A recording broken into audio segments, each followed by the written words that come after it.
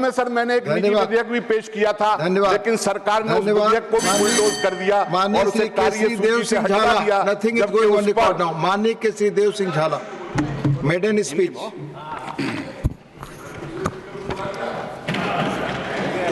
आपका समय हो गया, प्लीज आप बोले। आदरणीय उपसभापति महोदय श्री, आपका धन्यवाद मैं करता हूं। आपने मुझे इस सदन के अंदर आज पहली बार बोलने का मौका दिया है। महोदय, आज मैं गर्व के साथ इस सभा में खड़ा होकर राष्ट्रपति जी के अभिभाषण पर धन्यवाद प्रस्ताव का पुरजोर समर्थन करता हूं।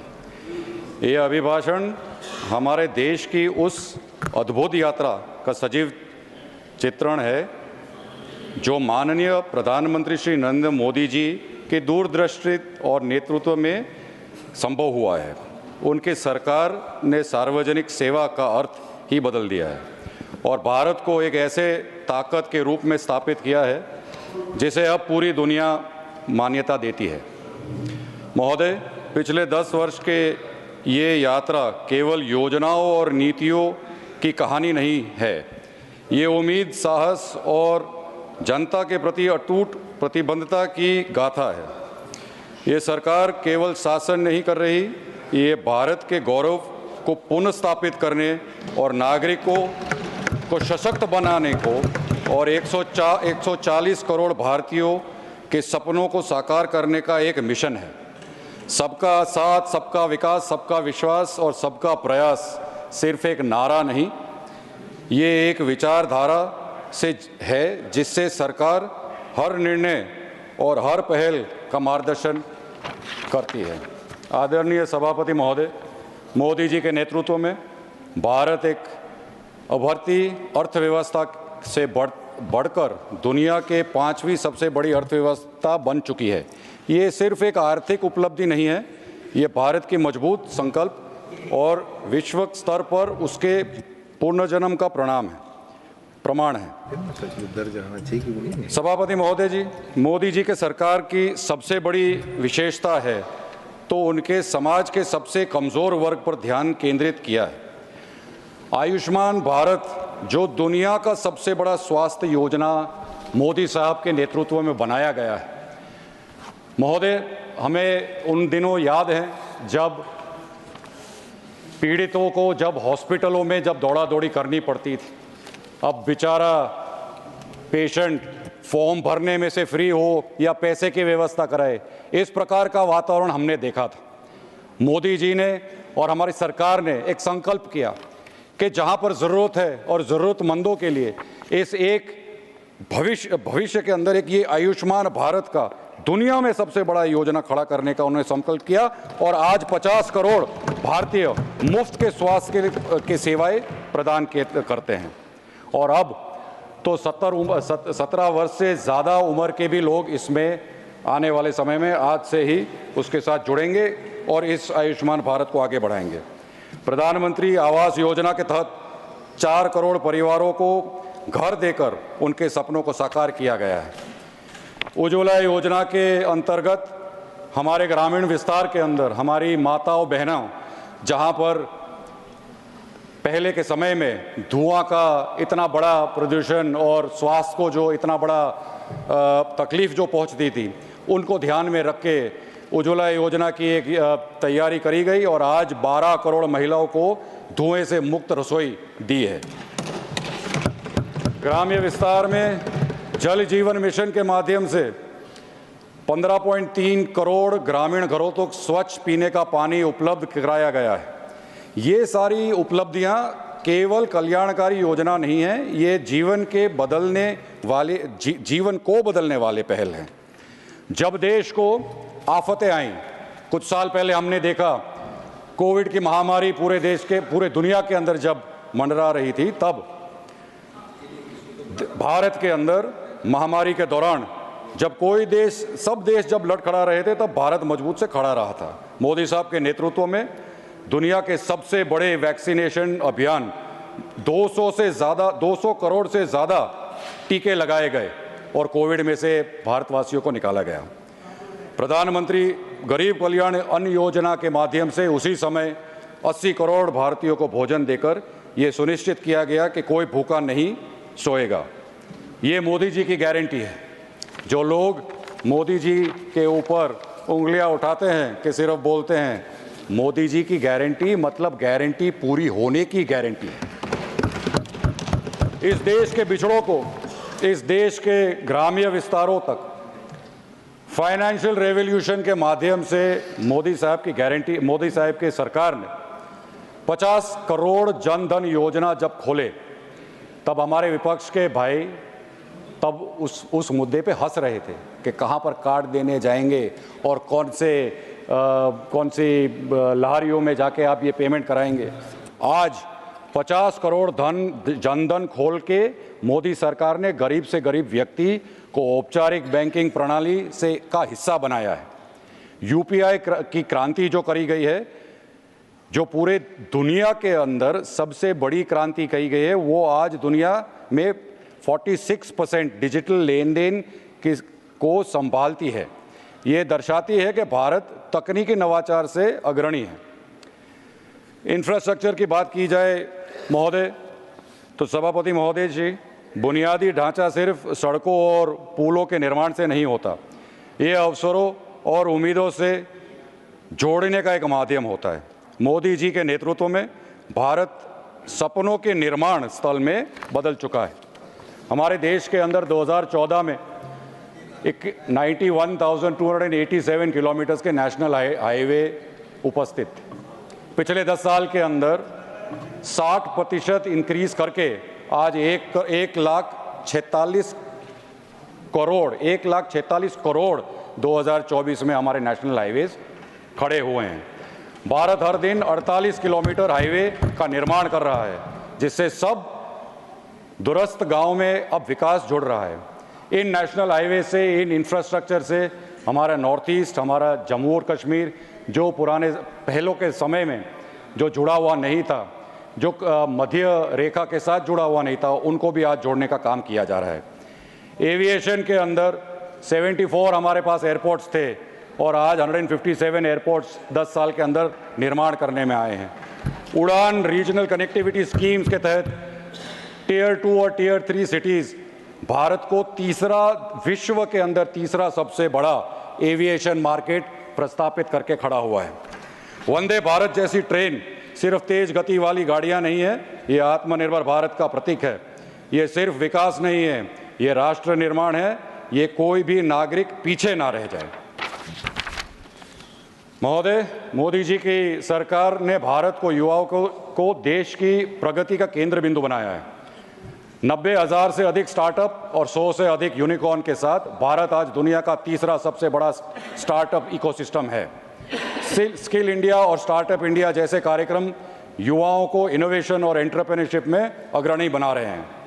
महोदय, मोदी जी ने कहा था, तकनीक शासन और जनता के बीच एक पुल का काम करती है। डिजिटल इंडिया पहल के ये सुनिश्चित किया है कि सरकार सेवाएं देश के हर कोने तक पहुंचाएंगी। डायरेक्ट बेनिफिट ट्रांसफर ने देश के अंदर तमाम प्रकार के एजेंट्स को और वचेटियों को उनको खत्म कर दिया है और आज उसके माध्यम से लाखों करोड़ रुपया की बचत देश को और सरकार को हो रही है। एक ज़माना था कि जब प्रधानमंत्री एक कहते थे कि 1 रुपया निकलता है और 15 पैसा पहुंचता है। आज वो पूरा प्रश्न सॉल्व हो गया। कहीं पर भी करप्शन का कोई इंजाम 10 साल के अंदर कोई नहीं लगा सकता। रुपया निकलता है दिल्ली से तो रुपया पहुंचता है। आत्मनिर्भर भारत ने भारत के वैश्विक मैन्युफैक्चरिंग हब में बदल दिया है और अब भारत में बिकने वाले अधिक प्रतिशत मोबाइल फ़ोन भी भारत में बनते हैं। ये एक नया भारत है। ये अपनी क्षमताओं पर विश्वास करता है और अपनी उपलब्धियों पर गर्व करता है। महोदय श्री, पहलों के दिनों में हमने देखा है हमारे डिफेंस, हमारी आर्मी, हमको इक्विपमेंट पूरा मिलता नहीं था, पार्ट्स पूरे मिलते नहीं थे, बाहर से खरीदी करना पड़ता था और जब किसी देश के पास से सब स्पेयर पार्ट्स ना मिलते थे तब हमारी आर्मी, नेवी और एयरफोर्स को क्या क्या सहन करना पड़ता था, हमारे नौजवानों को क्या क्या सहन करना पड़ता था, वो हम सब जानते हैं। आज मोदी साहब के नेतृत्व में भारतीय इंडिजिनस प्रोडक्शन जो एक ज़माना 2014 में 46,429 करोड़ का जो हमारा प्रोडक्शन था, वो आज 1,27,000 करोड़ का प्रोडक्शन हम करते हैं। डिफेंस एक्सपोर्ट्स 18 गुने बढ़ा है 10 साल के अंदर। 686 करोड़ जो 2014 में था, वो आज 21,000 करोड़ बन के खड़ा हुआ है। नॉर्थ ईस्ट की बात करें तो नॉर्थ ईस्ट इस देश का एक अमूल्य भाग रहा है, लेकिन पिछली सरकारों ने विकास के मध्य रेखा से नॉर्थ ईस्ट को कहीं पीछे छोड़ दिया था। आज नॉर्थ ईस्ट को जो प्राइमरी डेवलपमेंट के माध्यम से जो मिलता है वो तो मिलता है, लेकिन उसके उपरांत रीजनल बजट में जो 2014 में 1,770 करोड़ मिला करता था, वो आज 5,900 करोड़ में मोदी सरकार ने बदल दिया है। महोदय, 1947 में जब देश आज़ाद हुआ, तब हमारा एक देश का अटूट भाग जम्मू और कश्मीर एक ऐतिहासिक भूल के वजह से 317 के कलम के जैसे एक प्रवृत्ति में वो अटक गया। इतने सालों तक हम सब ने सुना कि 317 अगर हटाया जाएगा तो 317 अगर हटाया जाएगा, 370 आर्टिकल अगर हटाया जाएगा तो देश के अंदर खून की नदियां बहेंगी। मोदी साहब की दूरदृष्टि, सूझबूझ के साथ जो सरकार ने 370 आर्टिकल को हटाया, आज जम्मू और कश्मीर एक उभरता हुआ विस्तार दिखाई दे रहा है, जहां पर डेमोक्रेटिक सिस्टम्स अब वापस आ गए हैं। अभी अभी वहां पर चुनाव हुए, वहां की इकोनॉमी भी खड़ी हो रही है और वहां पर टूरिज्म जैसे क्षेत्र अभी फिर से उभर आए हैं। इस संपूर्ण विकास से देश की आर्थिक परिस्थिति बदलती जा रही है। हम एक समय पर 11 पे खड़े थे विश्व पोजीशन पे, आज हम 5वें स्तर पे विश्व स्टेज पे खड़े हैं हमारे इकोनॉमिक के लिए। और हमने अभी जो हमारे ऊपर राज करते थे यूनाइटेड किंगडम, उनको ओवरटेक करके हम 5 पे पहुंचे हैं। ये हमारे लिए गर्वता की बात है। वित्त मंत्री श्री का भी मैं आभार व्यक्त करूंगा। उन्होंने खूब अच्छा बजट इस देश को प्रस्तुत किया है। 12 लाख इनकम टैक्स का एग्जेम्पशन जो है वो कोई छोटी बात नहीं है। ये आने वाले समय के अंदर देश की इकोनॉमी को आगे खूब बढ़ाएगा। कैपिटल एक्सपेंडिचर भी जो एक समय में 2 लाख हुआ करता था, 2 लाख करोड़ हुआ करता था, वो आज 12 लाख करोड़ पर खड़ा हुआ है। महोदय, आज भारत की आवाज वैश्विक मंचों पर गूंजती है। हमारी G20 की अध्यक्षता सिर्फ प्रतीकात्मक नहीं थी, ये दर्शाती है कि मोदी जी दुनिया के अहम मुद्दों पर नेतृत्व करने की क्षमता रखते हैं। आज जब मोदी जी मिडिल ईस्ट के बारे में, यूक्रेन के बारे में या इंटरनेशनल ट्रेड के बारे में जब बात करते हैं, तब पूरी दुनिया देखती है और पूरी दुनिया सुनती है। प्रधानमंत्री मोदी जी के नेतृत्व में भारत ने अपने गौरवशाली अतीत से फिर से जुड़ने का शुरू किया गया है। हमारे पूरे देश के अंदर जो एक अस्तित्व का और धार्मिक हमारी लागणी के साथ जो जुड़ा हुआ एक प्रतीक रूप है, वो अयोध्या के अंदर राम मंदिर, जो सपना पूरे देश ने सालों से देखा था, वो उनके नेतृत्व में, उनके समय के अंदर जो निर्माण किया गया है, तो वो एक केवल मंदिर नहीं बल्कि विश्वास और न्याय का एक प्रतीक है। काशी विश्वनाथ कॉरिडोर और केदारनाथ धाम का पूर्ण विकास हमारी सांस्कृतिक और आध्यात्मिक धरोहर का संरक्षण करता है। महोदय, पुरानी सरकारों ने हमने देखा है किस प्रकार की करप्ट सरकारें चलती थी, पॉलिसी पैरालिसिस उनके अंदर क्या थी, वोट बैंक पॉलिटिक्स क्या थी।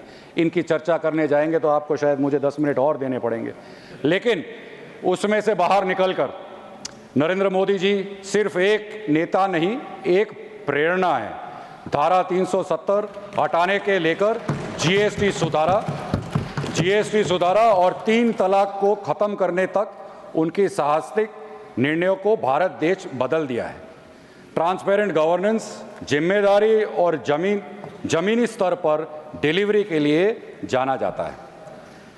मोदी जी की नीति और नीयत से देश के सपने और आकांक्षाएं पूरा करने का संकल्प जो उन्होंने किया है, उससे देश आज जाग उठा है, देश की आत्मा जाग उठी है। सभापति महोदय, राष्ट्रपति जी का अभिभाषण नए भारत की आत्मा को दर्शाता है। एक ऐसा भारत जो सहिष्णु, समावेशी और अजेय है। एक ऐसा भारत जहां माननीय रामनाथ कोविंद जी एक दलित को राष्ट्रपति बनाया जाता है, जहां पर माननीय द्रौपदी मुर्मू जी को एक ट्राइबल बैकग्राउंड से एक महिला जो आती हैं उनको राष्ट्रपति बनाया जाता है, और नरेंद्र मोदी जी जो एक चाय वाला और एक ओबीसी के बैकग्राउंड से आता है उसको प्रधानमंत्री बनाया जाता है। ये भारत है साहब। आइए हम सब मिलकर, मैं खत्म कर रहा हूं साहब, 2 सेकंड। आइए हम सब मिलकर एक ऐसा भारत बनाएं जो ना केवल वैश्विक महाशक्ति बने बल्कि दुनिया के लिए आशा का प्रतीक बने, और हमारे प्रधानमंत्री श्री नरेंद्र मोदी साहब का जो विकसित भारत 2047 का जो सपना है उसको पूरा करने के लिए हम सब जुटे। आपने मुझे पहली बार इस सदन में बोलने का मौका दिया, उसका मैं आभार व्यक्त करता हूं। धन्यवाद। भारत माता की जय। जय हिंद। धन्यवाद। धन्यवाद। माननीय श्री रामजी लाल सुमन जी।